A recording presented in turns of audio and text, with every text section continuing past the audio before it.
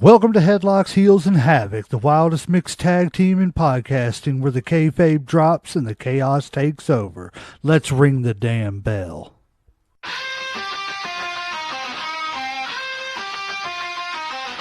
Headlocks tight, heels on the prowl, dropping elbows, hearing growl, feel the foul. No script here, just real, no bluff. Kayfabe crack, now the dirt gets rough. Headlocks, heels, havoc in the zone. Stepping in the ring, chaos at your home. No filters, no mask, just raw bare tone. Wrestling unscripted, we on the throne. Title belts, mic checks, crowd going crazy. Drop truth bombs, leaving lines feeling hazy. Beyond the kayfabe, past the charade, where legends are born and stories get made. Headlocks popping, who's hitting the mat? Welcome to the Havoc, where the real talk's at. Tune in, step through, leave the fake at the door. Headlocks, heels, havoc, now hear the roar. I am presenting to you now the Mid-South Tag Team Champions and the men who will defend those belts proudly throughout the program. Loverboy Dennis and beautiful Bobby, the Midnight Express. Twin sons of different mothers. Ladies and gentlemen, the most awesome force in tag team wrestling today. Loverboy Dennis and beautiful Bobby, the Midnight Express. Dennis Condrey was a hell of a hand. Dennis and Bobby had been doing that for years, so they knew where they were in the ring all the time. Never missed a beat. Dennis, for me and Bobby, taught both of us more about the psychology of the match and getting the match over and doing the right thing at the right time, rather than just because Bobby would do everything to try to get a match over, but sometimes it wasn't the right time to do that thing. So that's where Dennis was instrumental in the formation of our Midnight Express. Arn Anderson always praised the team of Bobby and Dennis. So many other guys always said Dennis was a night off because he was a dream to work with. There was never going to be any mistake or any problem or any injury. You met the Rock and Roll Express. You came out victorious. However, tonight things may change. Oh, lots of things change in life. People change, places change, things change, and a lot of things change in professional wrestling. But some things never change. The Rock and Roll Express and the Midnight Express, still the greatest tag team matchup in the history of professional wrestling. But we never get enough of beating those punks up. I got started in Charlotte, North Carolina in the 70s. Old Gene Anderson had a wrestling school right outside of Charlotte. And I got started through the Anderson brothers.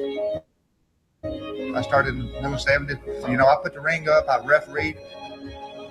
Bill Dundee gave us the name. I can't remember where he actually did get that. When he gave us the name, Bill Dundee.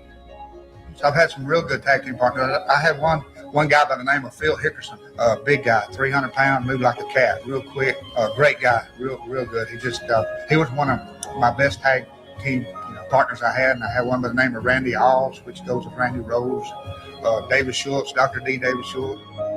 I've had wonderful partners my whole damn career. I just can't believe these fans still remember us from 35 years ago. They're wonderful. They're great. I never thought that they would care anything about us, but they really do. They really do. I've got texts, I've got emails, I'm talking, John, thousands of them. It's unbelievable. I love them. I really do. There's nobody that works, and there wasn't really then, that works like Dennis Condrey. He was almost perfect. He was the closest thing to impeccable. I taught a lot of people things that was right and wrong, and I just want to remember that a hard worker in the ring. That's all I ask for.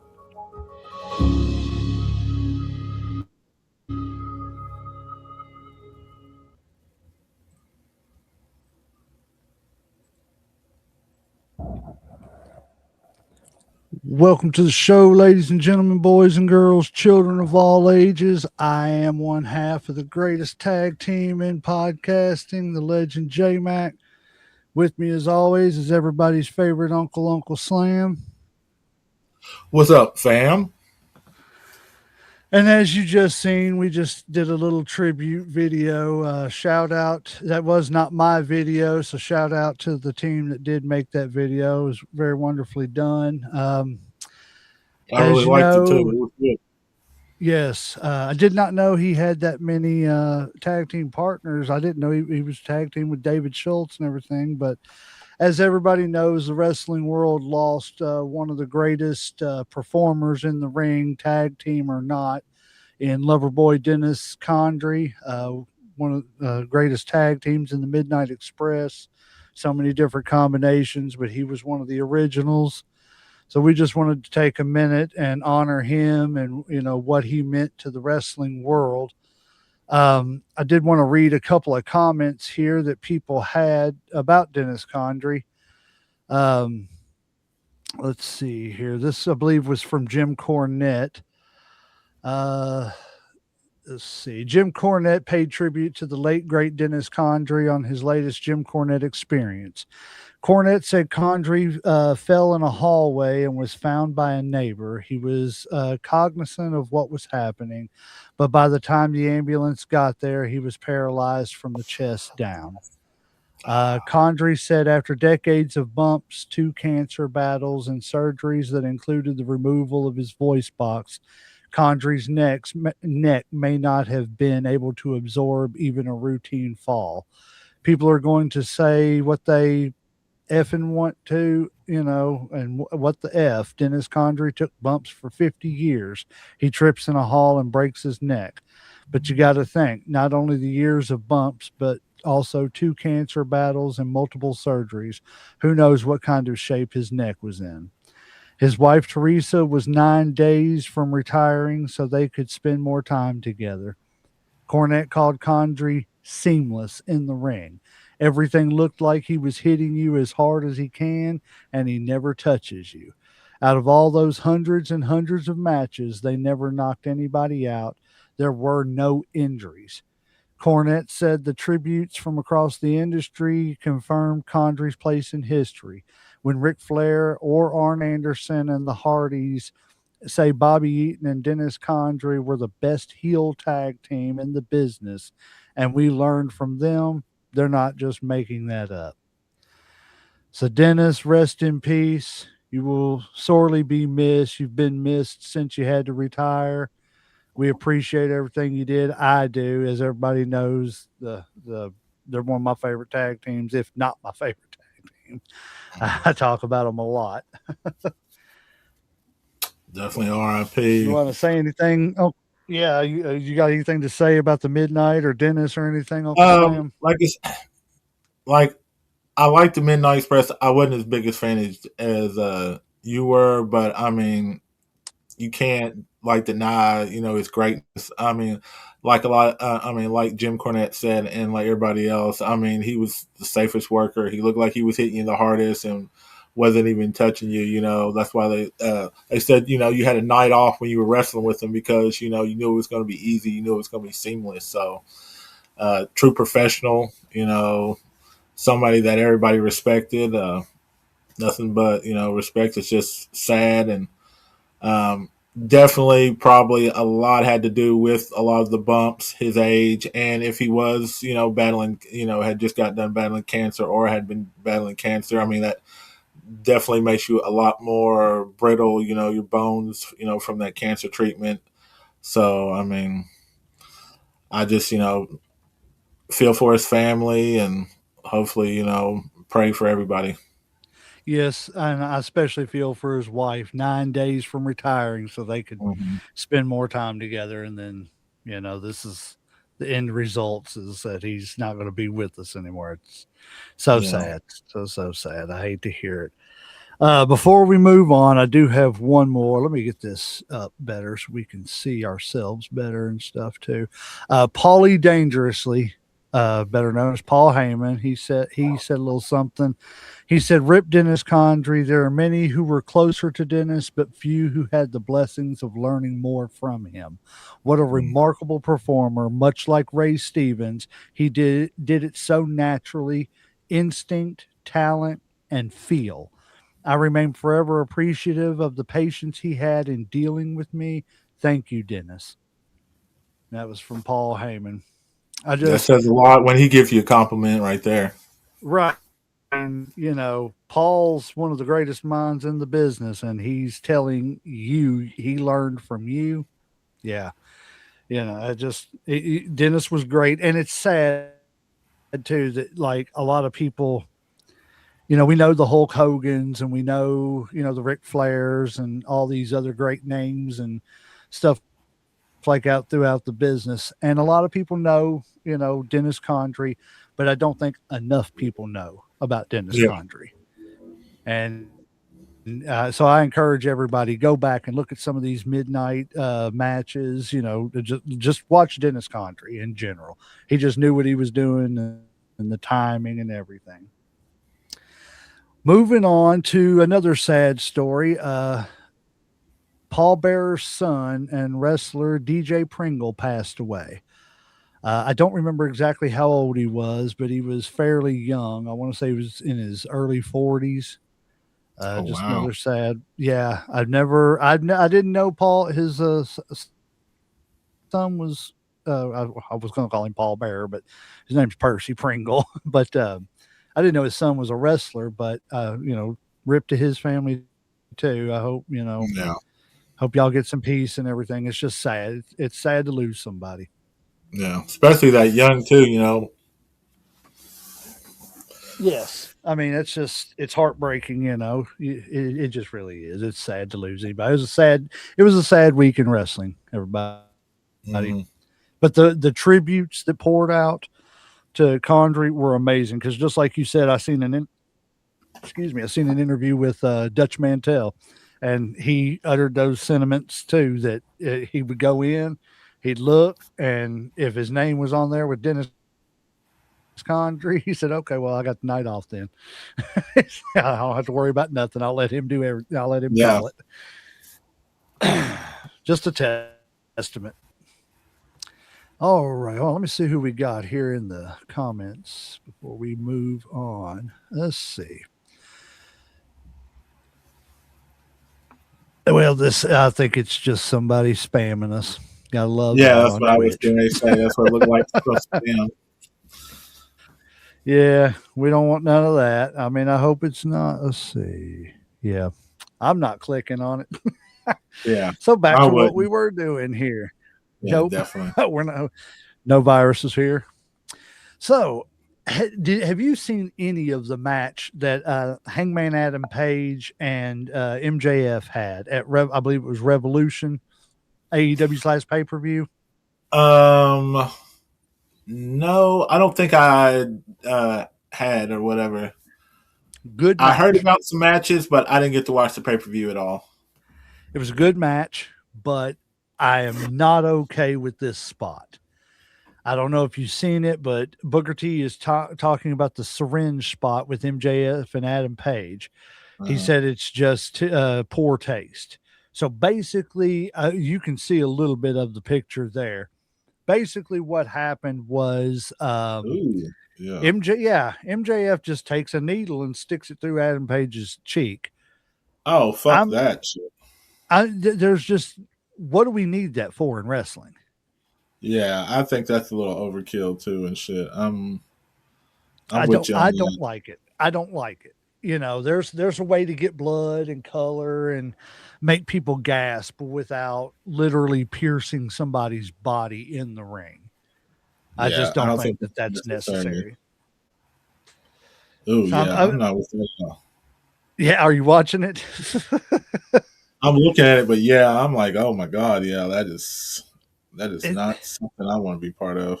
No, I just don't see what's necessary about it. I don't see how that adds to the story of any match in any way, shape, or form. I could, and yes, I guess in a way we've been conditioned to have crazy stuff like that happen. With the Tully and Magnum TA back in the day with the spike to the head and everything, going after the eye and everything, but he never actually went into his eye. You know what I'm saying? It was Yeah. left on the table, but it wasn't actually done. And that to me is where it went too far. Is you don't have to do, you can imply that you were going to do it, but you don't have to do it. Yeah, I think even like I don't think you need to apply that you're going to do it. Like I don't think I think that for some matches, I don't think that is for that match. Like I know it's AEW, but to me that's more like some backyard ECW almost type shit. Like so, yeah, I 100% don't. agree. I do not I like would, it. and and honestly and truthfully, I've seen things like this a couple of times in AEW. And I want to be a fan of AEW, but whenever I start to think, okay, I'm going to start watching a little bit, giving them a little bit of, my Yeah. time and everything, I see something like this and it's kind of like, well, do I really want to? If Mhm. this is that's I get that they're the hardcore, hard hitting, blood, backyard style wrestling, death match stuff has its fan base. But for Mhm. the casual fan, I don't want to see it. Yeah, I don't want to I watch that shit. take my daughter to it. Right. I take my daughter to events. How do I explain that to her? Yeah. No, I'm not a. I don't Yeah, know. I don't want to Don't see want to that get too shit. high on it or anything. Right. It to me, just unnecessary stuff. There's a way to tell a story without doing all the too much It's like gore and it's like a but gore that's or a shock factor and shit. yes, and to me, it's only for shock factor because there. What other point does it serve? It has. I popped a needle through somebody's jaw, so that increases the wrestling storyline. I don't see how. But anyways, that's just my opinion. I could be Yeah. wrong. All right. I thought this was extremely interesting. I don't know if you've seen this. Mhm. Did you know that Hulk Hogan's victory against Andre the Giant at WrestleMania 3 turned out to be his final successful WWF title defense? It was Hogan's, or are you talking about Andre Hulk Hogan's victory? That was his last one. Ho- that was his last successful defense of the title I guess I never really thought about it, at honestly. WrestleMania. I had neither. And then whenever I seen it, I was like, nah, there's no way. I was like, let me think about this. Okay, so Yeah. you go WrestleMania 1, he didn't defend Yeah. the title. Hmm. WrestleMania 2, he defended against what's his face? King Kong Bundy. Yeah. Three, he defended against Andre. Yeah. 4 was the tournament that Macho Man won. Yeah. 5, he won it back from Macho Man. 6, he lost it to Warrior. Yep. True. 7, he won it back from Sarge. Uh-huh. 8, he wasn't even in the world title. It was Macho Flair. And 9, he won it from Yokozuna after the Bret Hart thing. And that was it. Until he came back on the second run, but he never defended it again. Like, that's crazy to think that title defense was the last successful title defense that Hogan had in the WWF at WrestleMania. Yeah, that is kind of crazy. I guess I never really thought about it. All the shit that goes on in wrestling. That's an Right. interesting fact right there. I seen it and I was like, huh. I was like, that's got to be some kind of, I was like, somebody's trolling somebody or Yeah. something. Let me do the math here. I sat down at work and was doing it, and I was like, this is crazy. I was like, it's true. Hmm. Out of all the success Hogan had, that was the last time he successfully defended that title at WrestleMania. All righty, what we got going on here? I believe this is I believe you tagged me in this as well. Yeah, The I was going to bring MJ this up. Like, if you didn't bring this up, I'm glad you did bring this up. Yeah, Let me get rid of that banner for a second so that I can yeah. read I'm this so here. glad you brought this up because I was going to ask your opinion on this and shit. So MJF, by far, Your probably favorite guy. Yeah, I mean, he is one of my favorites in the league, even though he's stabbing people with needles. I mean, I don't get it, but whatever. So he's apparently got. See. And this is where it is. I'm kind of torn on whether or not he's just doing this in character, or if he's actually, You really you meaning know, what he's saying? Yeah. See, right. that's a good thing. Like I don't. I'm Because curious. MJF is known for staying in character at Yes. Yes. all Yes. times. So Yeah. it's In like, I interviews don't, I or don't know. just yeah. Yes. So he said, I've been listening to at Nick Namath trashing me through veiled advice and notes on Busted Open for months, when in reality, he's just shitting on me out of jealousy. Dude actually said I remind him of a young Dolph Ziggler. LOL. I don't remember ever being an overhyped mid Carter. This dude is delusional. Right. This dude is delusional. This dude is delusional. Or is jealous, sorry. And most importantly, this dude should keep my name out of his effing mouth. I'm the most complete professional wrestler in the world. You couldn't lace up my boots or carry my mic. Say my name again and your little show on your little show, and I'll beat the I'll beat the fucking shit out of you. I was trying to avoid saying it too much. You know where to find me. In the meantime, I'm going to focus on my world title offense against the god Kenny Omega at Dynasty, because I only face the best of the best. Let me know when the Spirit Squad guy belongs in that conversation. Oh shit! And I believe Oh he threw down the gauntlet right there. yeah. Like, what do So you like, think what do about you that, think? man? I love it and shit. Like I said, at first I didn't know who he was talking about, so I had to look up who it was. And then once I saw that it was Dolph Ziggler, I really loved it even more and shit. I was like, yes. Like you said, I don't know if he's just in character because he does stay in character a lot, or if this is just him being serious or whatever. So I love it. Yeah, I do I love too. it. It harkens to the old school, even if he is in character.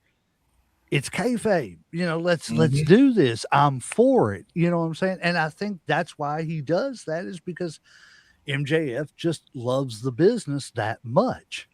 Yeah, he's That bringing it he back old school and shit. Like, you know what I'm saying? Like, he definitely wants to be different than everybody else, and I think he's doing a great job about it and shit. Whether it's staying in character, 24/7 or what, you know what I'm saying? Like he's different. You know what I'm saying? It's his yes. attitude, the shit he says. Like I love it, all of it. I love that whole Spirit Squad.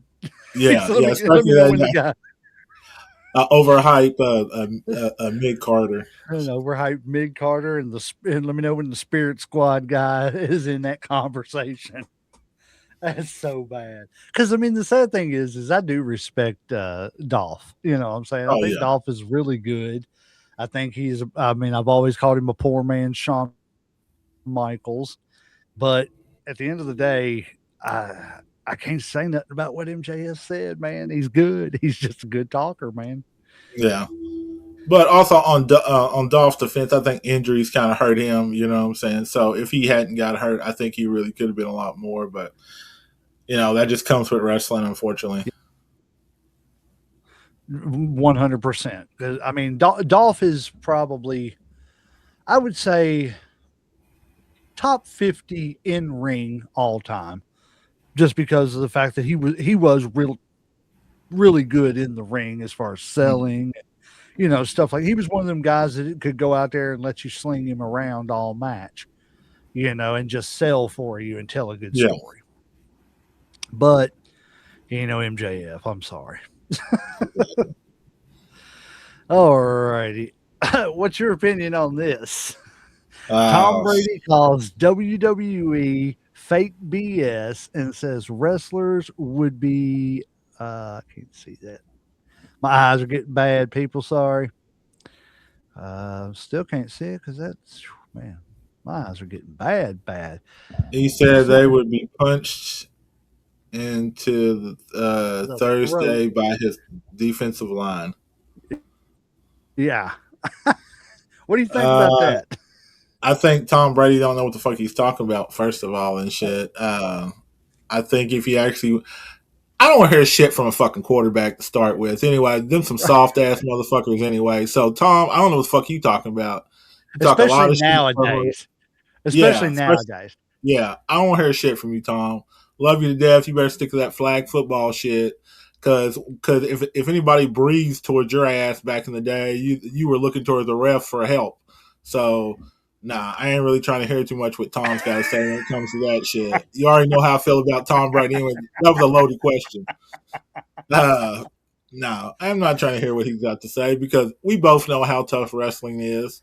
Uh, I'm not saying it's going to be a cakewalk like the wrestlers are going to run right through them, but a lot of people don't understand how much work it does to go through wrestling and shit. Like how much, you know what I'm saying? Like, I'm like it's different. You know what I'm saying? Both of them are very physical sports. Both of them are very intense. So to try to talk about one like other, like I said, like Tom's brave and shit. Like I said, he says that shit because he never did that shit.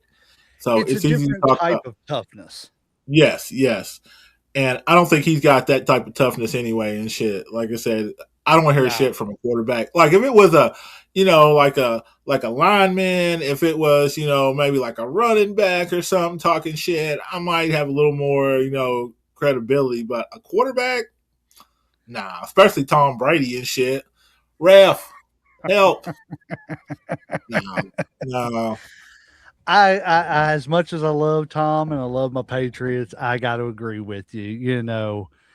If it was a quarterback from, if it was like, Marino, Montana back, yeah, they probably got a little something to say about it. But at the Yeah, end of the day, now you can't even look at the quarterback except for in a certain time frame. And if you do, looking at the quarterback, 15-yard penalty, it's yeah. gotten You ridiculous. So breathed too yeah, hard on him. Oh no, 15. right. Oh, my finger got caught in his shoelace, and now Yeah. it's a 15-yard penalty, and I've got to be suspended for 2 games for hitting people too hard or something. Yeah, I don't know. Like I said, it's a different kind of toughness because wrestlers are on the football players, especially linemen, running backs, people who are really in there getting hit and everything. Theirs Yeah. is so condensed into like 14, 15 weeks. Yeah. You know what I mean? And wrestlers is prolonged along throughout the year, but it's every night. You know what I Exactly. mean? So it's like It's it's different. toughness on 2 different levels. Yes. And I Do I think think a there's pro more. wrestler could step in? Yeah. Oh, go ahead. Also, I think that football players, as far as, they have a great training staff when it comes to conditioning and, as far as when it comes to the diets and, recovery and, that type of stuff. They have $1 million invested in that. You know what I'm saying? I don't think wrestlers have all that much. I'm not saying they don't have, healthcare and stuff like that, but there's levels to it. You know what I'm saying? If a star football player goes down, you know what I'm saying? Like, they have doctors, you have a whole facility for rehab. Wrestling, you're gonna have to go do your own thing. You got to pay out of pocket. Maybe not pay out of pocket. Of course they'll pay for it if you get hurt, but I think there's a level to it as far as care. Most definitely. And because, well, and not only that, even with conditioning, what I'm saying? I mean, where we've hit the, indie scenes a lot over the past year with the podcast and everything, it's, a lot of these indie guys, their conditioning, their nutrition and all that stuff is in their own hands. Yeah, They ain't yeah. got the money to go out there and pay, trainers and stuff like that. So they're trying to They do have it to as figure best it as out on they their can. own. Yes, Yeah, with they their have to figure knowledge. it out. It's definitely a whole different ball game that people like I said, I don't want to downplay either one because both things Yeah, are tough, and very physical, very I don't tough. want But to get hit with a I don't want to get a hit with a spear from Goldberg, and I don't want to get tackled by friggin' the fridge either. yeah, I So think Tom. Yeah, it's I not think Tom just showed a lot of ignorance in wrestling by just saying that. Obviously, if he had even go to some of their training or go to a match, he might have a difference of opinion. But Yep. I think, like I said, I think he just says what he says out of ignorance. I don't know about all that. No, I'm just. He's ignorant. I think you just don't like Tom Brady. Well, that's obvious. Everybody knows I Uh, don't like Tom Brady. Cheating ass. Cheating ass. That's all I got to say. he's your favorite, man. Shit, He's he your better stay favorite. playing You some flag know it. football. That's all I got to say. I can't believe they're talking about making that like I think they said something about making that like Olympic sport or some bullshit. Are you serious? I thought they had said something Like, I about have it. not I'm heard. not 100% sure, but I think they had said something about it. Wow. I I might need to mean, here. Let me double check on that. But I think I might be I right don't on that need. shit. Is I flag don't football know going to if be an like Olympic why would sport? you make flag football out of any football an Olympic sport? Yes, it is. It's a flag football official set to debut in Olympics in 2028 in Los Angeles. Oh my god! So retired NFL players can go win gold medals now in the Olympics. Because why Uh, wouldn't you? You know what I'm saying? well, I mean, I I mean, if guess you regular can't hit players them, can too. It says the format is non-contact, fast-paced, 5 players per side. Tournament will be held in, of course, Los Angeles. NFL has approved players' participation. U.S. host. Uh, yeah. So crazy. wow. I mean, I'm definitely gonna. I'm not usually an Olympic watcher, but I'm probably gonna have to watch. Come, what did you say? 2028? Yeah. What do we lose? Yep. That's like the dream team losing. Like this is a sport that we made, Right. and if we lost, we already lose in Right. baseball. Like you know that shit, right? That's sad. Japan and all these Caribbean countries are way better at baseball. Mexico is better. So no, It's like we we're got shooting ourselves in the foot. yeah. It's like we make all the other countries better after a while. So I don't know. And I don't get honestly, it. It's that's shit. what happened. That's what happened because if you remember, like the first Dream Team, and not to get off of wrestling here and everything, but this is we're talking about Tom Brady and everything. But to get that first Dream Team, the other teams were coming up to Jordan and Bird and Michael and Barkley and all of them, and was like, "Can we get y'all's picture? Will y'all take a?" They were fanboying. Yeah. There was no Yeah. way that team was losing to anybody. There now it's like, okay, I don't think foreign teams are as intimidated by the The United best States play, like athletics most of the anymore. best players are on foreign teams. Like look at Luca, look at Yes. Joker. I Yep. think was it Giannis too, or Giannis also. Yep. I mean, He plays so for I mean, Greece and everything. It's just yeah. So I mean, the only really, I that's mean, of crazy. course, we still got superstars, but Kevin Durant, of course, like LeBron's old, so he's going to be gone soon. But yeah, a lot of the top stars now are foreign-born players. Wemby, I mean, Yep. France. So That's absolutely crazy. Well, even back in the day, Tony Parker, he was French. yeah, Ginobili. Well, even if I'm not mistaken, what's his face? Tim Duncan. He's from the Virgin yeah, Islands. yep. I mean, I know that's a part of the United States, but it's its own thing. You know what I'm saying? It's kind of like Mm-hmm. Puerto Rico. It's its own Yep. country. We just protect them. That's crazy, man. An Olympic sport, flag football. All right, stay tuned, people, because I'm gonna watch just to see. Next thing you know, we're gonna see Joe Montana versus Tom Brady finally.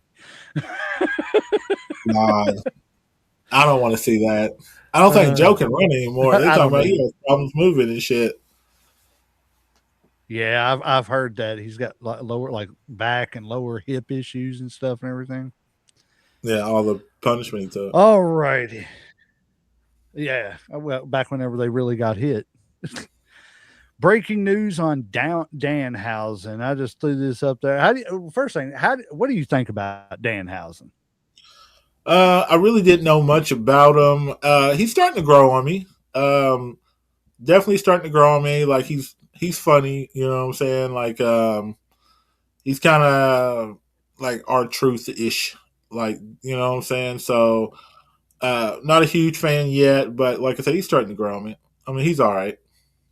And I'm kind of worried about that, to be honest with you, Wow. about him being so our truthish. Hmm. Because and again, I didn't know much about Danhausen, just like you didn't. But from what I've heard, from friends of ours, shout out Superfly Johnny Lee and the Nice Guy Andy podcast. Just from listening to him and stuff, like Danhausen can go. And Danhausen's a good wrestler. I hate to see. I got a feeling they're going to turn him into comic relief instead of just letting him, be goofy, but be I can whoop your butt goofy like Kurt Angle. Does he wrestle? Because I've yet to see him step in a ring. He just goes around kind And of that's cursing it. everybody. That's it. That's what I'm worried about because that's kind of what AEW did with him. He came over. He was, he's big on the indies scene. And Hmm. then he came to AEW and then just kind of got lost in the shuffle. They left him. And then now he's over in WWE. And it's just like he's cursing everybody. And that's what I was going to say about that thing that I put up. At least he's smart enough because breaking news on Danhausen is that he went and trademarked his "You Are Cursed" line so that way nobody can if you're going to turn me into comic relief, I'm going to find a way to make some money. Yeah, yeah. So sell some more T-shirts. Yeah. That's it. If you ain't going to put me in the ring, I'm going to make my contract you signed me to. I'm going to sit here and "You Are Cursed" to everybody and sell shirts because you don't want. Well, how much money did R-Truth make just off selling shirts? I'd see Oh yeah. R-Truth once every 3 months, you know, but he obviously was making Mhm. some money to be able to stay there. So, I just hope they do something right with him, because I would like to see where it could go because I don't know much about him. So Yeah. that's just my opinion. I could be wrong.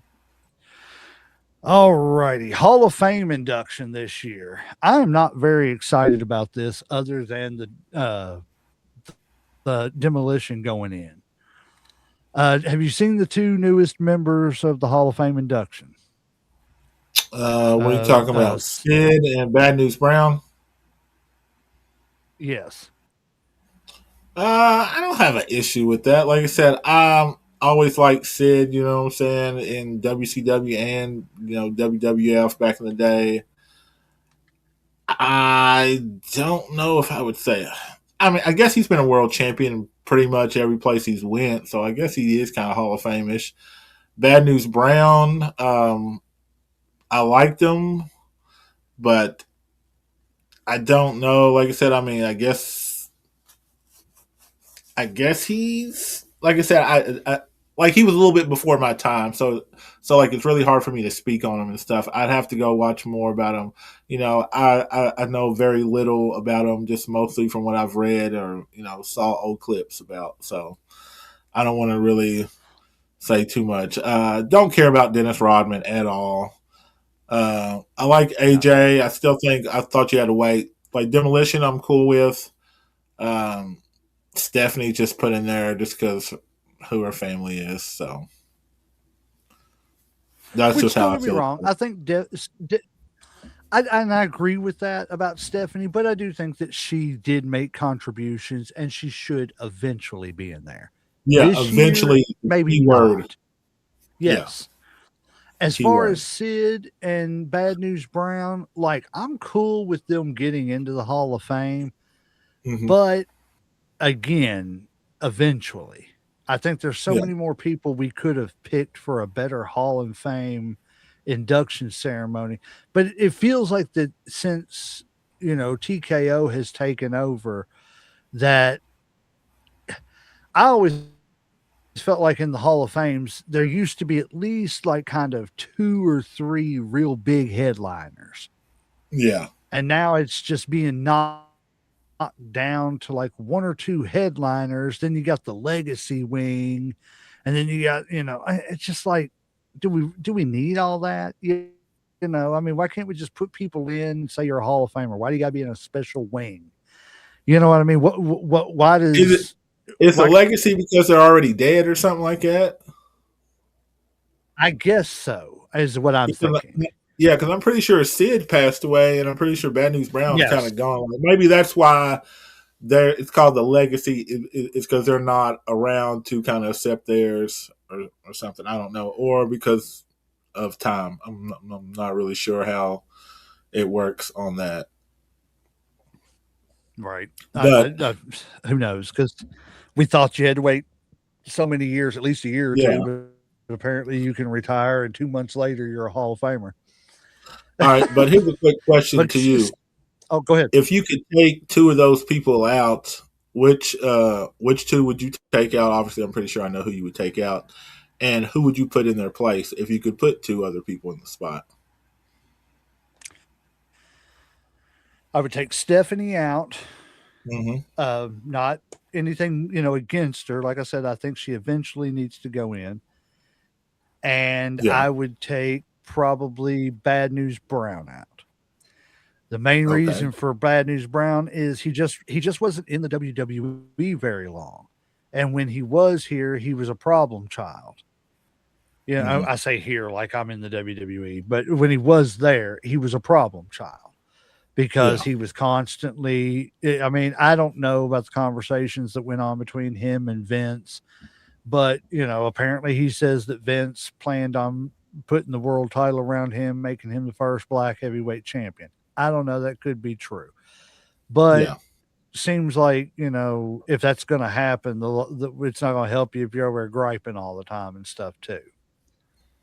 So as far as them two, if I was going to replace anybody, I would, and I know this is going to be real controversial, but I would replace Stephanie with Chyna and give Chyna her single induction, not as a group, not as anything else. Just let her be Joni Lauer, Chyna in the Hall of Fame. Yeah, I'm fine with that. I like that one. Yeah. And one more. Bad News Brown. Who would I replace with Bad News Brown throughout his? If we can go short term, Dennis Condrey. Yeah, sure. Okay. Might as well give the man his flowers. All right, good choice. 2 good choices. I like Same question to you. Ah, shit. See, that's a good question because I don't know who's still alive and who ain't, to be honest.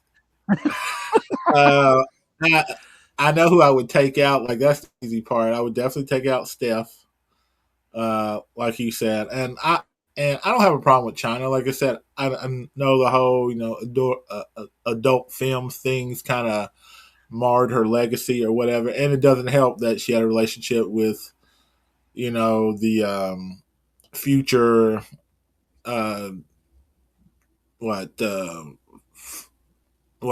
guess he became a future son-in-law to the head of the business. So, there was a reason why they probably don't like her that much. The other one I would take question for you on that real quick. Yeah. Okay, so you was talking about how the adult industry plays into it and everything. Mm-hmm. And I can understand how it does with a family oriented, more family oriented WWE now. Yeah. But Shawn Michaels did Playgirl. I agree. I don't think it was fair and stuff, but obviously there's, I guess there's a double standard or whatever. I guess Shawn didn't kind of piss off the boss as much as she did and shit, or piss off the daughter. I don't know. Like I said, because we all know Shawn did a lot of shit. You know what I'm saying? But also, he brought a lot. He brought a lot more than Chyna. I'm not saying Chyna didn't do a lot, but there's levels to this shit, and we all know. As much as I'm not a Shawn Michaels fan, Shawn's one of those superstars when it comes to wrestling and shit. Not a superstar. He's probably one of those stars. Like I wouldn't put him with a Stone Cold or a Rock or a Hogan, but he's right underneath there. He's right there and shit. You know what I'm saying? He's not there, but he's right fucking close. So and that's coming from somebody who's not a huge Shawn Michaels fan, and I'll still give him his flowers. You know what I'm saying? Because he did have hella He matches. said, "That's the best I'm going to give him." but and this will probably go on to our Hill show. He made me dislike him so much. So obviously he did a good job, or he was good at what he did, because to this day I still don't like Shawn Michaels. You know what I'm saying? So obviously he was really good at it. It could be because I was also a Bret Hart fan, but that just shows how good he was at the time of being, a heel and shit. So I don't want to, take away from And the show. So I'm exactly not going to go in depth and shit, but yeah. So and it's the exact same thing. The flip side is, I'm the Shawn fan, and Brett did the job he was meant to do. To piss you off. But let me see. Who would I replace? Like I said, get rid of Stephanie with China. I would take one. Dennis Rodman can fucking go. Are we doing another celebrity, or like, can I put a wrestler in his place? I would just as soon take Dennis Rodman out and just give his time to somebody more important and worthy that's actually on the panel already. Exactly. Okay, so get rid of Dennis Rodman from the jump. Give me. I'm trying to think short term. I'm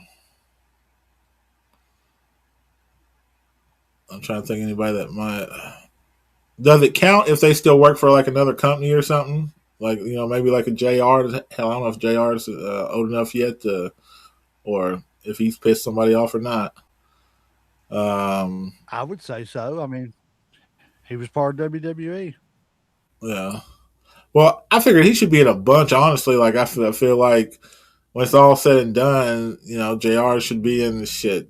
WCW, WWF, AEW, probably a couple other ones too.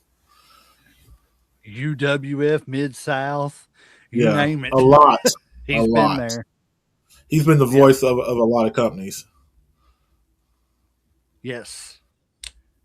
He really has. I could see Jim getting in. He deserves it. Just to interrupt real quick, unfortunately, on some more bad news, it seems like, man, the death is hitting, the entertainment industry in droves. James Tolkien, the principal from Back to the Future, he has passed away. Oh, wow. I don't know if you remember who he is, but McFly, the principal. Oh, he's yeah, been yeah, in yeah. all kinds of stuff. He's always playing a bad guy.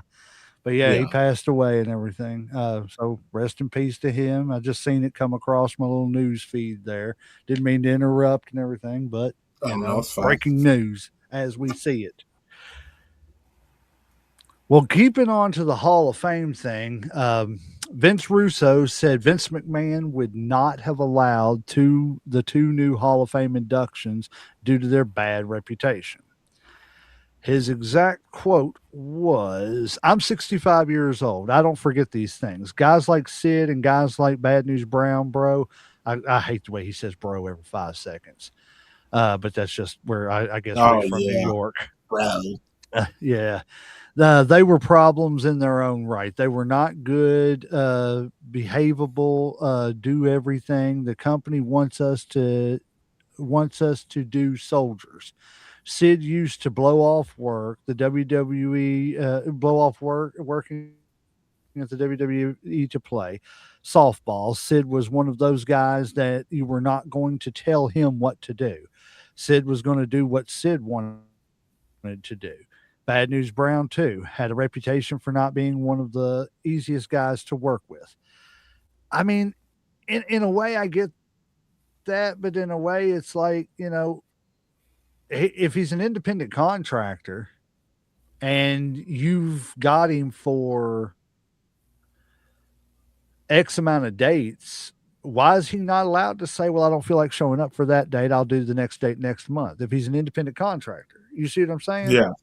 Mm-hmm. If the dates aren't set in stone, then why does the wrestling company get to dictate the dates? If Yeah, that makes sense. You know what I mean? I know what you're trying to say. Like, Like, not, I work for a security company. I'm not an independent contractor. I literally work for that company. So they tell me what my schedule yeah, is.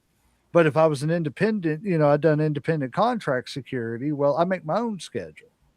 yeah. So I say when I come and go, but I right. guess also, if that's the case, then we saw how that happened with the whole guaranteed contracts, WCW, and where that kind of led to also. So you have to have a little bit of, hey, you got to be here at this time, you got to be here that, or if not, then shit just doesn't work.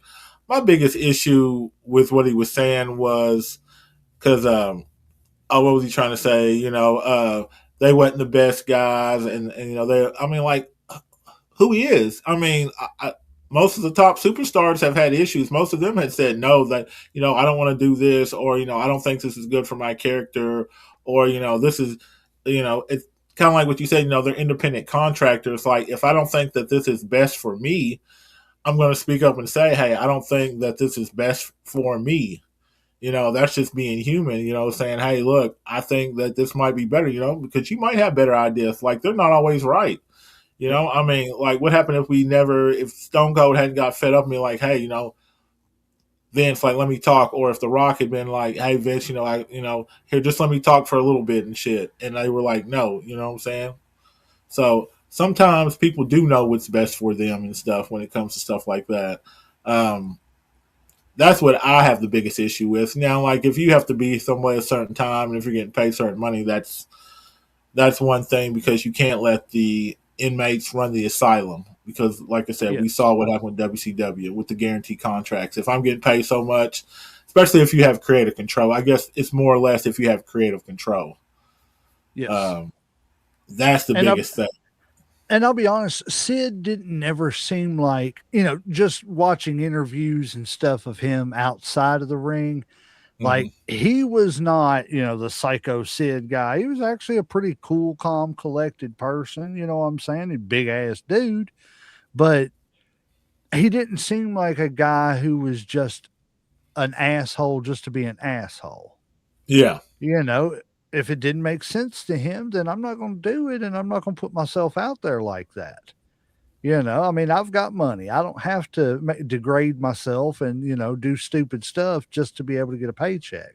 And I don't, I think people mistake being hard to work with for standing up for yourself when you know what I'm saying? yes, yes. I mean, you can Not everybody's overly willing do just it. to do exactly what somebody said just because they said. Some people are going to question authority and be like, "So why am I doing this for?" And Right. how like how does this make sense in the long run? If you're And doing it every time, then yeah, you're hard to work with. yeah, But if you're never allowed to speak up about your character or never allowed to speak up about anything, who's the one that's being hard to work with at that point? exactly. And that's the way I've looked at that. I don't know. I just I don't know. I'm just not really that excited about this year's Hall of Fame. I'm excited about Demolition. Like I said before, I'm Mhm. really excited about them. I think that's long overdue. AJ Styles, I'm really happy for him, Yeah, definitely, definitely. but as far as like and the sad thing, well, I'm not going to say sad thing. The cool thing about it is even with AJ's short time, which it's been roughly 10 years now, uh maybe give or take a year more or less, I'm not for real sure.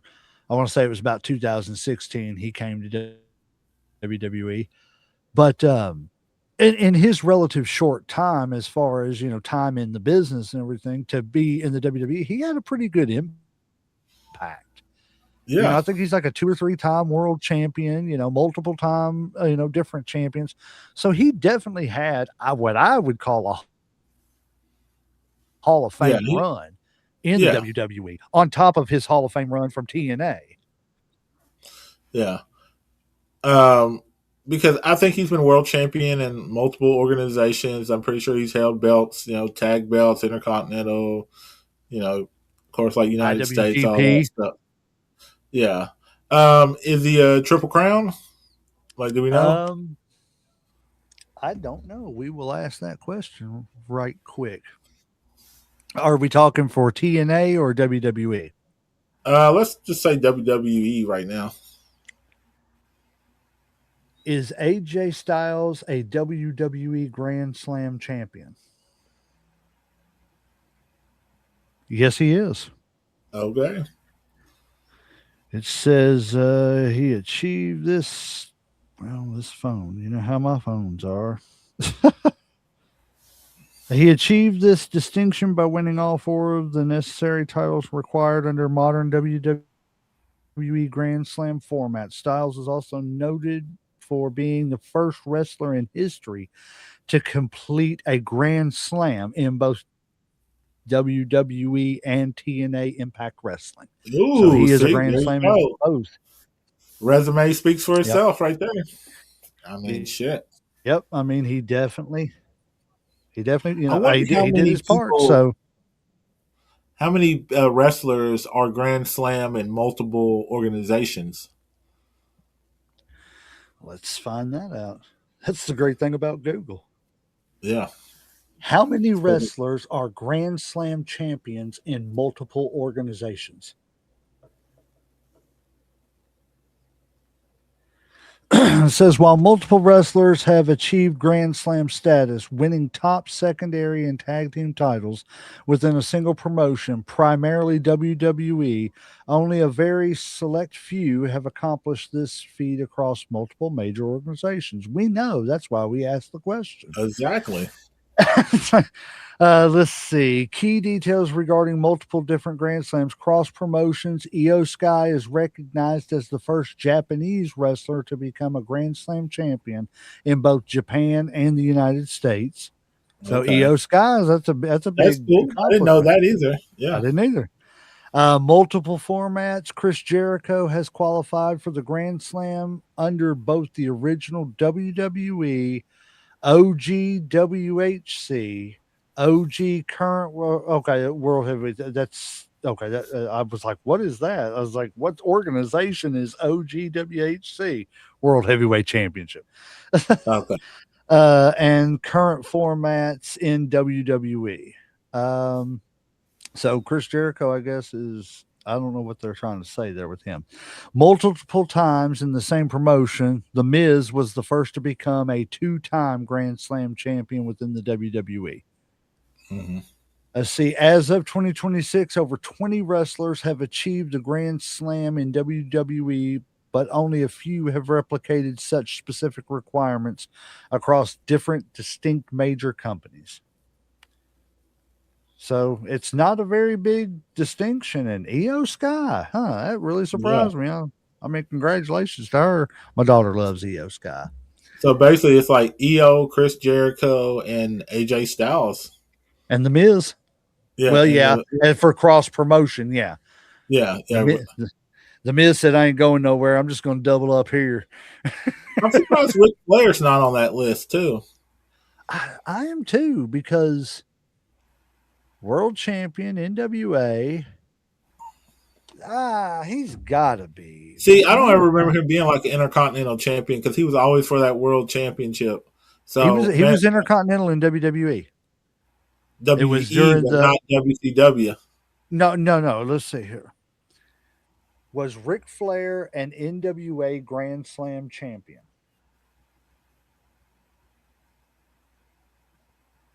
It says Ric Flair is not typically recognized as an NWA Grand Slam champion, but he was a highly decorated NWA. Well, okay, we get that.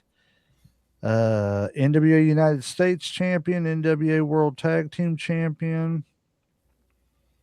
While the Grand Slam term is more commonly associated with modern WWE accomplishments, which Flair also achieved, his dominance in the NWA during the 1980s is unparalleled, explains a post from the Professional Wrestling Historical Society. So he is not recognized as an NWA champion. What about WCW? Let's see. That's crazy. He might have not. Like I said, I Was mean, he Ric was always Flair a focused on the world champion, WCW tag Grand team Slam champion? champions and world championships. He didn't really like secondary titles that much. And remember, not Ole, but Arn always had the TV title. It says yes in WCW. Okay. Says Really? Ric Flair is recognized as the inaugural WCW Triple Crown champion, while WCW did not have a formally recognized Grand Slam in the same manner as the WWE. Flair held every major championship available in WCW during his tenure: World Heavyweight, International World Heavyweight, United States, and World Tag Team Championships. Okay. Guess I was I wrong on never that knew one. that. I didn't either. That's crazy to think that he's the WCW, but not a NWA. That is absolutely crazy. Well, that's all I've got as far as headlines. So I'm going to jump up in here to these AEW, TNA, and NWA results real quick. Let's see. AEW Dynamite this week saw Swerve Strickland defeat Konosuke Takashita. I'm hoping I apologize to any Japanese wrestlers that I butcher your name. I'm sorry. I'm not good at this. You can hear the accent and tell that, yeah, I mispronounced Mugu Gai Pan, so it's cool. In a hard hitting main event, let's see. Tony Storm retained the AEW Women's Championship in a title defense. The Young Bucks continued their EVP storyline, escalating tensions within the multiple roster members.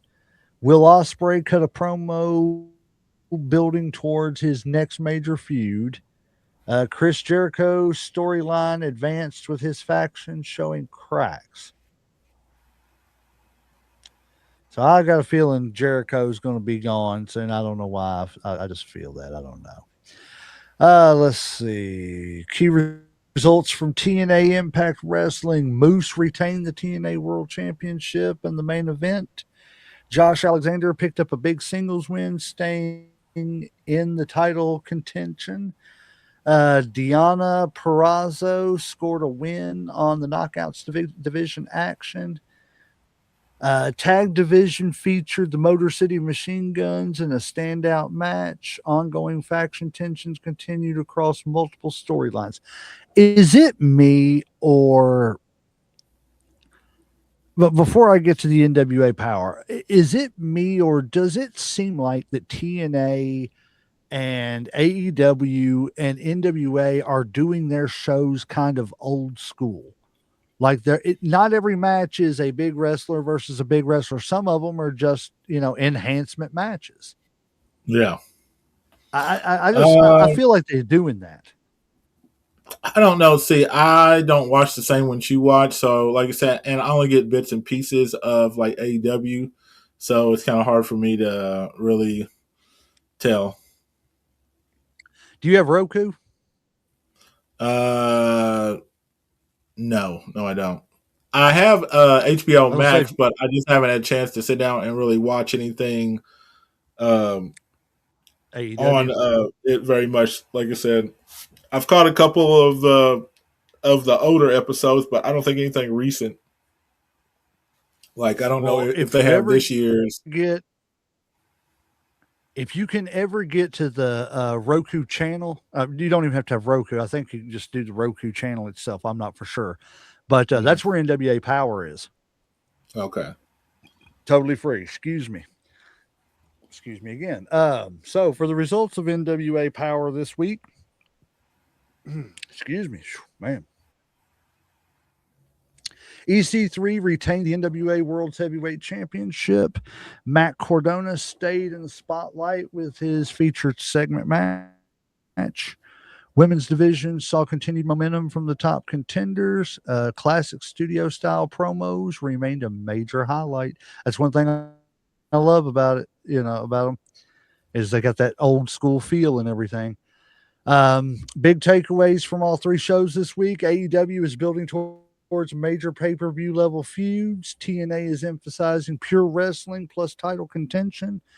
And the NWA continues its throwback promo heavy style shows. And that's all I got from them. I will let I you got a go quick ahead question and take though. a. Yeah. Is it just me, or is Motor City like Machine Guns and Matt Cardona working WWF and other organizations at the same time? Because didn't you just mention them? Yep. They're working in TNA and in WWE because Yeah, WWE because is not doing anything with tag teams. I was just getting ready to say, because I just watched them when I was catching up on my SmackDown or whatever. Yep. Yep. Okay. They are definitely, I think it's where they got that working relationship and everything. Okay. I was like, man, I just watched them, and like you were talking about them being on TNA or Ring of Honor or whatever. I was like, that's crazy. Speaking of like, other like organizations, what do you think about Ronda Rousey going to AEW on that last pay per view? Like it, hate I it, good move, bad. I don't hate it, but I'm not a Rousey fan. I think Okay. Rousey has got ever since she lost that last UFC match to that Holly girl or Yeah, whatever. Holly Holm. Yes, I feel like Ronda has just been very bitter. I feel like she feels like the fans turned on her or something, and Mhm. it's at the end of the day, it's not anything about anybody turning on you. It's just about, with UFC, it's, kind of like boxing. You've got a window, Yeah, and in that window, you've got to do your stuff. The only person I could say that never had a window that I've seen was John Bones Jones. That man just seemed like he could just step in at any point in time, just start beating somebody up, and it's cool. yeah, 10 years later, I'm going to do it again. It's just, I don't know. But it's like, I don't think I think she expected in her mind that she was going to be bigger and bigger for longer than what she ever was. And it's just made her sort of bitter over the years. okay. And then on top Also, of that, go ahead, go ahead. I don't I don't think she liked the atmosphere. And again, I don't know what it was like, and I can't speak. Maybe she has legit grievances with the locker room in WWE. But I just feel like she was cool with the WWE and wasn't bashing wrestling while she was there and getting paid. But the Yeah, second all the Janelle Grant stuff and everything started coming out, it was almost like, well, I'm going to jump on this bandwagon so that I can still remain a little bit relevant. yeah. So I can speak Actually, my mind about it, I guess. yeah. I don't Well, know. I'm kind of glad you brought that up, because she wrote a book, and in part of the book, she wrote that there was a casting couch type of thing with the WWE where certain female wrestlers, if they wanted to get more time or get certain matches, they had to, sleep with certain people. Do you think that had anything to I do did with it? see that. Yeah.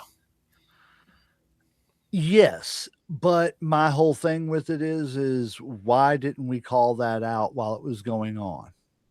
Why that's my thing is like, you know, with her and like, with other former superstars, you didn't have a problem with anything while they were signing your paycheck. Yeah. But the second they stopped signing that paycheck, you had a huge issue and you're going to start calling people out. Something, it seems hypocritical to me. If your morals are that high, then give them the money back and go home. Okay. True. True.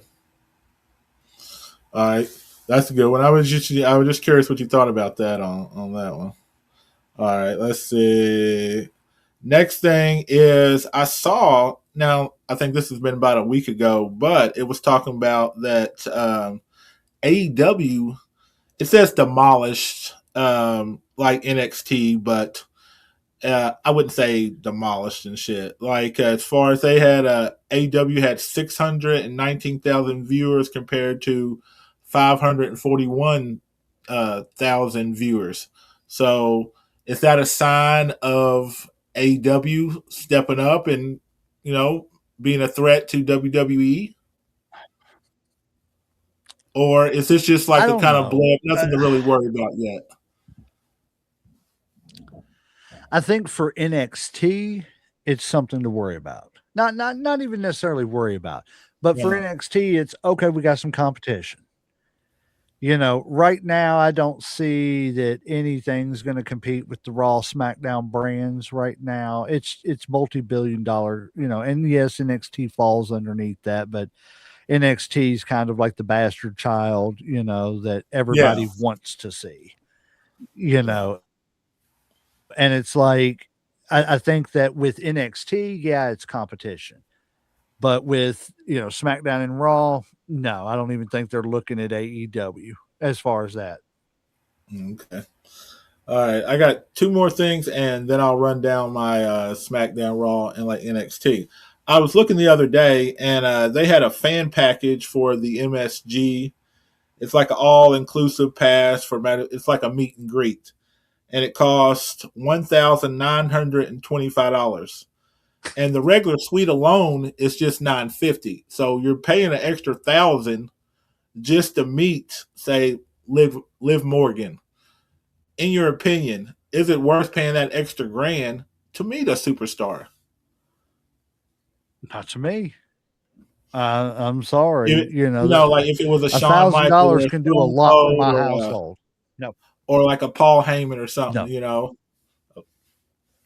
Yeah, I nope. don't see that either. Like I I just just don't see $2,000 to meet somebody seems like crazy.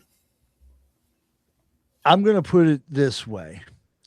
I'm gonna put it in the same way that Scott Hall put it to Vince. If you take that decimal point and move it over one spot, is the McMahon household gonna notice? Because the Hall household would definitely notice. And that's the way it Yeah, is.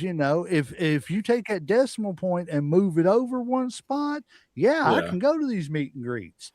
But $1,000, man, I got kids, I got grandkids, I got bills and responsibility. I'm not making the money they making. Obviously, I don't oh shake yeah, people's yeah, hands and get $1,000 from everybody I shake. It just, I don't know. yeah, Again, to me, it just falls back to they're overcharging for everything. yeah, taxing the shit out of us. All right. Now, one more thing left. Now, obviously, we don't live in a bubble and we all notice that there's a war going on. And where it's going on at is in the Middle East. Now, we know that there's a lot of pay-per-views that used to go on and used to be over there. Now, WWE is going to have to obviously change locations, change venues because of the war. Too dangerous. You can't have people coming in and out. A lot of flights are closed. What do you think? How big of an impact is that going to be on WWE if they're not going to be able to go to the Middle East for a while, knowing that you got WrestleMania scheduled next year, you got other pay-per-views scheduled next year, and obviously you cannot have pay-per-views there. It's just not safe. So how do you think that that's going to impact the WWE now? I would not want to be in the office of WWE scrambling right now because one, I don't know if monies have been exchanged yet or not, I or would say how they're that probably paid up front and shit, contract, and because they got right. the money and And like do you delay the contract? Do you get, lawyers to delay things till you push, yeah, I after mean, World like, do War you III and we rebuild the entire human race, or yeah, I like do don't. you push it back hoping that it stops, or do you reschedule it because the WWE can make their money back, but the fans and the people that put that money up in Emirates and AEW and Saudi Arabia, they might not get that money back. You know what I'm saying? Or Right. they might not want to pay it back. As far as WWE goes. So that's definitely going to be a huge fucking pain in the ass for them. Yes, it's and that's why I think you pigeonhole yourself by again this it's WrestleMania especially is an American event. It's as American as the Super Bowl, as the World Series, as the NBA Finals. I I just don't. I think it's better kept over here to where the problems of other nations don't run into it. You know what I'm saying? Mm. Because then you're Yeah. entering a realm that you don't know, your presidents are getting involved, of whether or not you can go over there and do this. And I just don't want to see that in my, extracurricular activities. Yeah. I'm tired of seeing politics in everything I do. So at this point in time, I just think it's better. Hey, let's give them the money back. Let's cancel. We got this year set. Let's just go ahead and bring it back over here. And in the future, if things calm down and we can, we're more than happy to go back over and do it again. But at Yeah. this point, let's just cut our losses, give what we got to give back, and let's give the fans what we can give them instead of all the turmoil of wondering if there's going to be a WrestleMania or whatever. Yeah.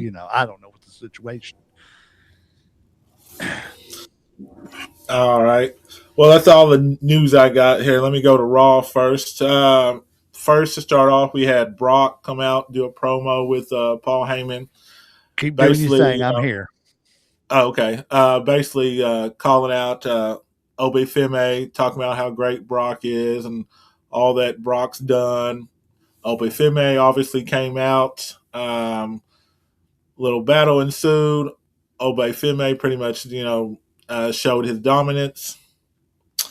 Next, we had the Vision versus the Usos, which unfortunately I don't know which tag team division is worse, Raw or SmackDown. To be honest, both of them pretty sad or whatever. Um, it ended in a DQ because who was it? I think somebody was trying to sneak in brass knuckles. Um, was it Jay? Yeah, I think Jay got the brass knuckles and then hit the I think Austin Theory, or was it Jake Paul? Jake Paul right in front of the ref, so automatic DQ. I have a feeling that he might be going to the dark side. I don't know. I was talking to Stalin Stan, and he was had an idea that he might be the new tribal chief or the new OTC. So we're gonna have to see. Then we had Becky come out to do a promo, basically talking about once again how great she is. Upset with AJ Lee for coming back and stealing her shine. So she baited her into having a match at WrestleMania, which we all knew was coming. No real surprise there. Next, we had Javon Evans versus Grayson Waller. This match, if it wasn't for Javon Evans, nobody would even care about it. Great match by his part, but I have a feeling like they're trying to pull him to New Day. I don't think he's going to go. The kid's a star in the making. I mean, he's going to be a star. Paul Heyman called out Seth freaking Rollins. Then once he gets him out, he pretty much calls police, has him arrested. Typical things, Paul thinks he outsmarted Seth. Seth seems like he's got something else planned too. Next, we had Bailey and Lyra Valkyria versus the Kabuki Warriors. This was to see who got, I think, a title shot. Bailey and Valkyrie defeated the Kabuki Warriors. I see a little split coming between Kabuki Warriors. No real surprise. I think the main event of tonight was the Intercontinental Championship match between Penta and Dominic Mysterio, Dirty Dom. Not a bad match, of course. He had JD McCullough outside. No surprise, Finn made his comeback, kind of interrupted everything. Um, he helped Penta get the victory, and then took out a little frustration on JD because Dom, of course, ran. Do Then we you had see them setting up? Go ahead. I was just gonna say, do you see them setting up like with breaking Finn away from the Judgment Day? Do you see them setting up maybe a world title run with him? I don't know, but I would be okay with that. I think he deserves one. Like I said, I don't know how he would handle it, and I saw they tried to give him a little push. I don't know if the fans would exactly get behind him all the way, but it would definitely be interesting. I'd be okay with it. But I he's kind would of old. too, That's the only thing. especially But after winning.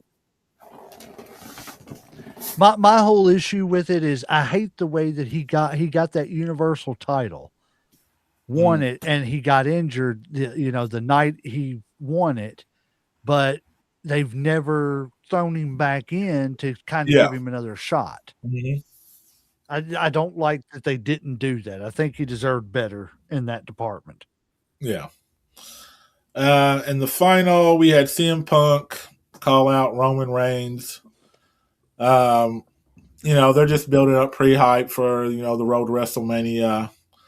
Uh, Pretty much both of them talking shit. The Usos came out too. Roman told them to basically get their ass out of the ring since their match was over, and he would handle it. So he ended up attacking CM Punk. Nice little beat down, put him through. I think the announce table. But CM Punk was laughing, so it sounded good to me. Then we Right. had. Go ahead. What were you gonna say? No, I Oh, wouldn't say anything. I just said, okay. "Yep." All right. Next, I'm gonna go with SmackDown. I guess the beef between Jacob Fatu and Drew McIntyre is kind of heating up because Jacob was pulling up and he got attacked by Drew McIntyre. Basically, drug him from the car and beat the shit out of him. Of course, security came, drug him away. They went to treat, Jacob Fatu. He goes out. Drew McIntyre goes out to the ring, says he's pissed. He's tired of all this shit. And then next thing you know, Jacob Fatu comes in. They start brawling. Um, they have to get people in to separate. Obviously, they're building the hype for WrestleMania. I feel like it's going to be. I feel like it's going to be a street fight coming up or something like that. Some type of no DQ, no rules, something like that. I think this is how they're trying to get Jacob over or whatever. So we'll And I don't see. know why they got to do that because Jacob, People already like him and shit. I don't get it. Yeah, Yeah, like I think he should have already been in the world title picture. yeah. I don't get a lot of that either. Like I said, I think eventually though, I think give him a year or so, and he'll definitely be in the title picture. Like if he's not after WrestleMania, then something's wrong. Next we had the MFTs versus I also call it the Rock and Sock Connection 2.0. Damian Priest and R-Truth with the bald head. I just can't stand the bald head. I really don't like it. I don't I understand what the fuck know, they were like thinking. No, I don't get it. yeah, it doesn't make sense. But I guess they're trying to do like a odd couple with R-Truth and Damian Priest. So I don't know. Like I said, I really don't know. Like I said, I hate to say it, I'm so That's distracted another by guy this right damn. there. Huh? What you say? No, Like go I'm so ahead. You distracted said by his head you and were shit that I just can't focus on anything else. Like they're gonna have to do like, something about that. and the sad thing about it is Damian Priest, man, is somebody who should be like a dominant bad guy, in my Yes, opinion. yes. Now they've softened him up and shit. Like I guess he's a baby face now that he's with R Truth.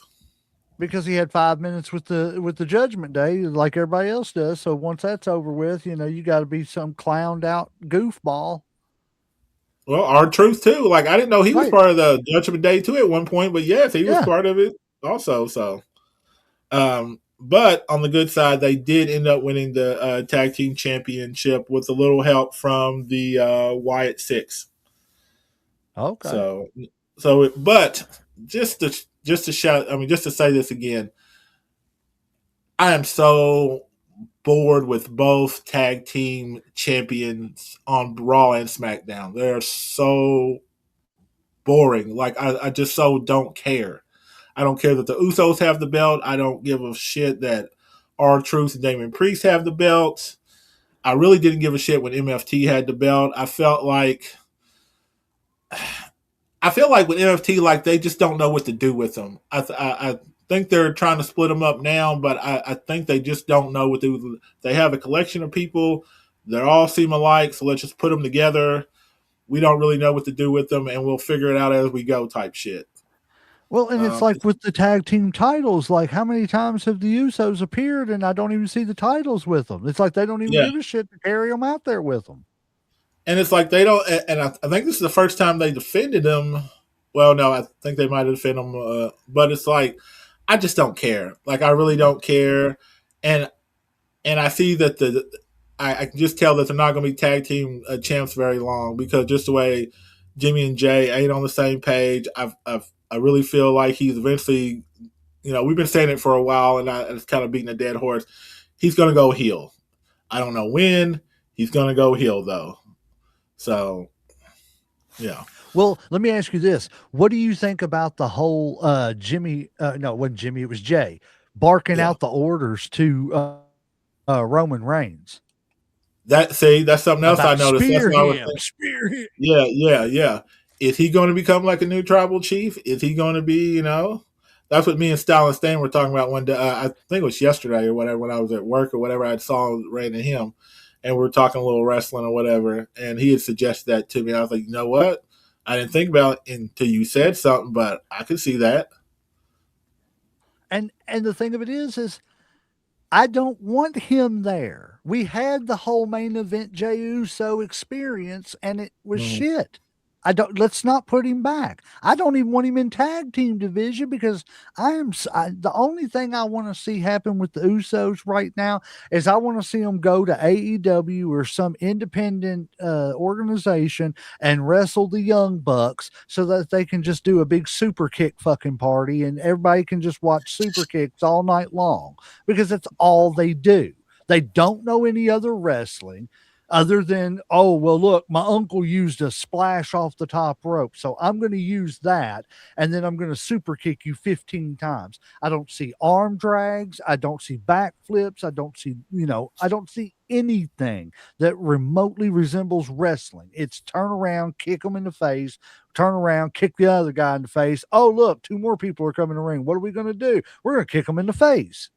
I'm just done. I'm done with the whole Uso experience. It's gotten old.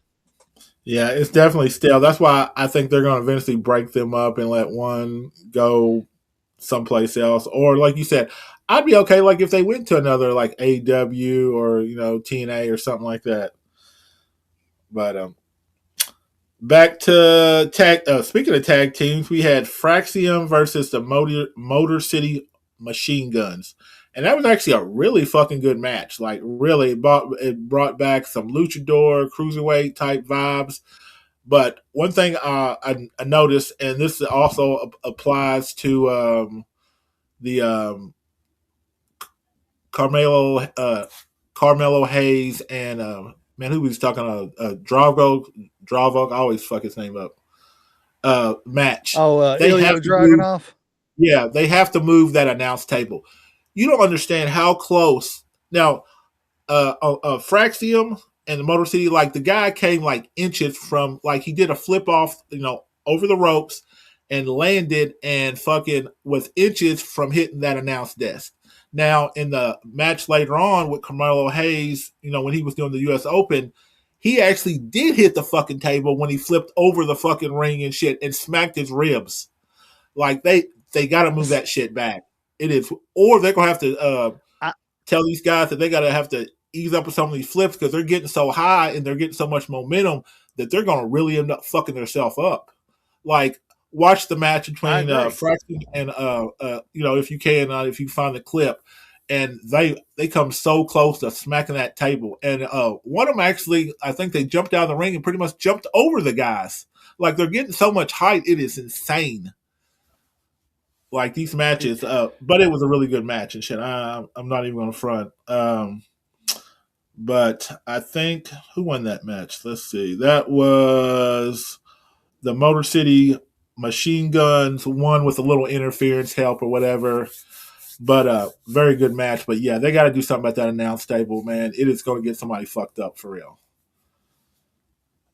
Then we had. Go ahead.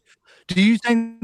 I was going to say, do you think that they should put the announce table back up on the stage like they used to have it, like away from?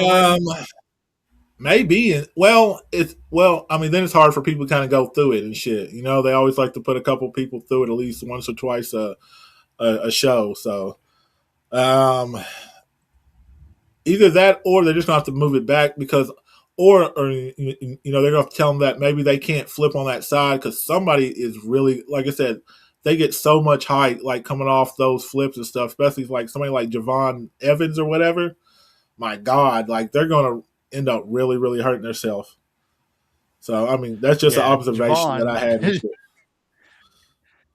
Javon gets height on everything. I feel like he gets up out of bed in the morning and he's 20. Yes. I feel like he gets up out of bed in the morning and he's like 20 feet up in the air, just getting out of the bed, and then he lands. Yeah. And then we had the Viper. Randy was speaking on basically what he did to Cody, talking about, Cody gave him the reinsurance because he told him he wanted to, to bring back the 09 Randy. And so once he said that, because he liked Cody, that he, that opened the floodgates so that he could pretty much do whatever he needed to do. So I guess that's saying that the old Randy's back. Legend killer. Because towards the end of the show, like during the middle of the show, him and Matt Cardona, that's why I thought of that name again, had a little altercation. He got assaulted. Randy brought him out for an apology, of course, and ended up, basically beating his ass, breaking his arm. But do you not agree? Do you not agree that the WWE is missing out on a big opportunity by not switching Matt Cardona's name back to Zack Ryder and calling him an LA Knight Rider? Oh, shut up. I do like that, though. I do like that. I'm not gonna lie. I'm just saying like they're missing an opportunity here, I feel like. All right. Next we had Aleister Black versus Sami Zayn. I'm still going for Sami in his heel phase. Come on, Sami. Go ahead and turn. Just go ahead and get it over with. You know what I'm saying? Not a bad match. A lot of kicks, though, of course, from Aleister Black. A little interference from Trick Williams, which I can tell him and Trick are definitely going to have a WrestleMania match. This might be where he gets over and stuff or whatever. Obviously, people love Trick. I mean, they are loving him and shit. Every time his music comes on, like, you can just feel it and shit. Like I said, he's definitely loved. Like I said, he's already over. But Sami got distracted by Trick and ended up losing the match. Next, we had Jill Cargill and Rhea come out. A little back and forth. Rhea challenged her. Jay Cargill backed down, or so it appeared. Then came out B-Fab and was that Mitch? Two other females with a kendo stick. Oh, Mishin or Mishin, or I can't say her name either. Yeah. And I, did the regular, did a little gang up on Rhea, taught her a little lesson or whatever. And then Jay finished her off with her finishing move. Then we had the Carmelo Hayes and the Dragunov match. That's the one I was talking about. Great match, man. They always have good matches. Like I said, I didn't know that they've been having matches since like NXT and stuff. So they have history. They have really good chemistry together. What's I his think face anytime they is have a match, it's good. both of them. They're overlooked people. Yes, very, very, very.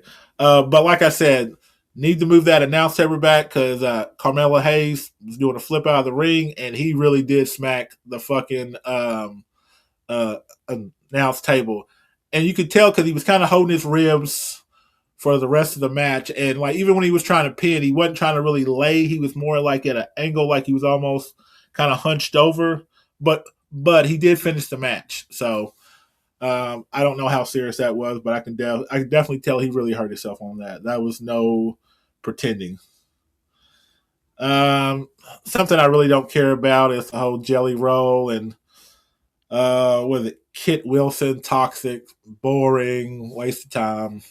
Yeah, Jelly Roll got laid out. I don't care. Just don't care. just don't care. Then we had the Bellas versus the Irresistible Forces with Charlotte Flair and Alexis Bliss watching ringside. So of course nothing was going to happen. Yeah, right.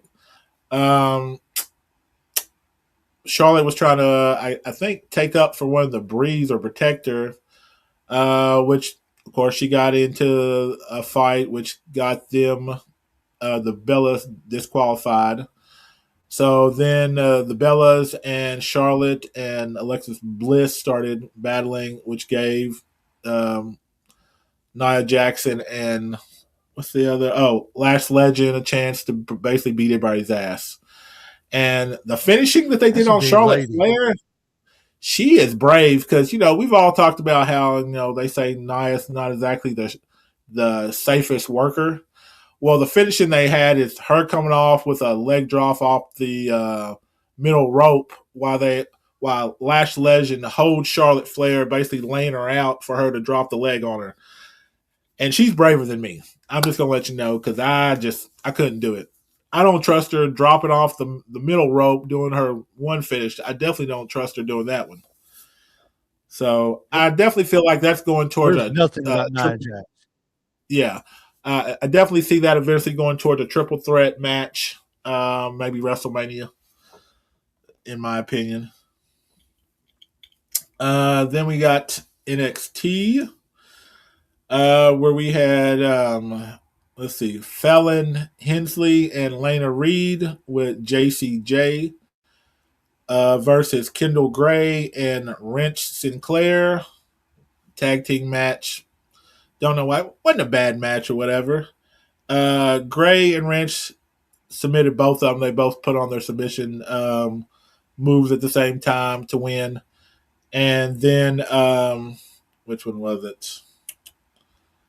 The one, I think Fallon called for a title shot next week against JCJ. Then we had Soruka and Zarya finally agreed to a title match. We all saw this coming. No real surprise on that. Then we had Kalani Jordan versus Thea Hall, which Kalani Jordan beat that ass. And if it wasn't for what's her name? Oh God, I cannot think of her name. She somebody came in to save the day. Who saved her ass? I'll think of it in a minute. I'll have to remember. I cannot think of it. Then we had the North American Championship #1 contender gauntlet, which was actually which was actually won.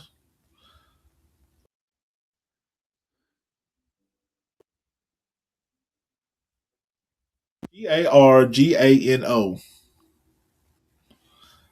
eliminated.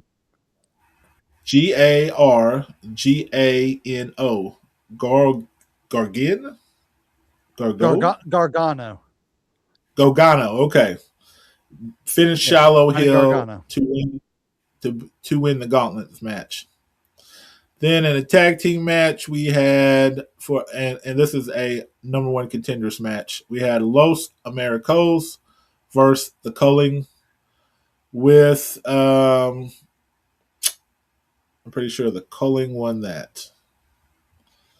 Then we had Tony D versus Ricky Saint with Ethan Page ringside.